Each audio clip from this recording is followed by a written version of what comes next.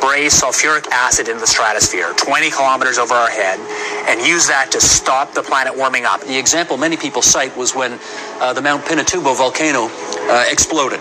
And all of this ash went into the air and had a cooling effect on the Earth. And so people have long proposed since the mid-60s that you could artificially add dust to the stratosphere and cool the planet. Not that this would be a good solution for global warming, it would not. But it does show the way we're steadily developing the powers to manipulate the planet with comparative ease. That sulfur in the lower atmosphere is masking some of the climate warming from CO2. So is this the global dimming or something? Yeah. Their leading idea is basically to emulate what big volcanoes do, put material in the stratosphere to reflect sunlight. So the problem is the following. If you add SO2 to the stratosphere, SO2 doesn't condense. So you might want to put alumina in. Alumina has a very high initial refraction. It's very small. It doesn't coagulate. And you can engineer particles that have particular properties. You can get them out of the stratosphere. You can concentrate particles near the poles. Costs are so cheap that the richest people on the planet could perhaps afford to buy an ice age. It's extraordinarily cheap. I knew it was cheap when I found that they were quoting me in tons. It's also true that particles, as they get bigger, fall out a lot faster. We sort of step back and think, okay, well, how would you actually make particles in the stratosphere?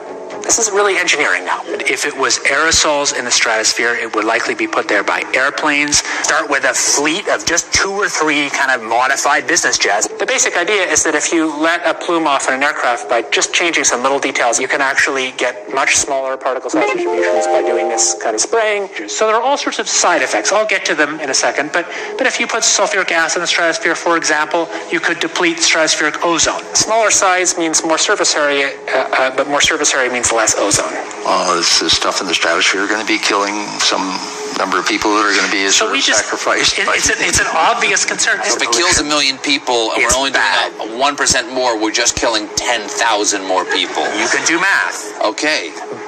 But that's so killing people is not the objective here. So if I made a decision, or if there was a collective decision to do a geoengineering program, and you put, say, the kind of program I think makes more sense, would put about 1 million tons a year in, but let's say, you might end up killing many tens of thousands of people a year as a direct result of that decision. And so the only thing that we can do to cool the planet, or that society can do to cool the planet, is deploy these sorts of technologies. And by the way, it's not really a moral hazard. It's more like free riding on our grandkids. And it means there are going to be winners and losers, just like there are winners and losers for CO2, but they're different winners and losers.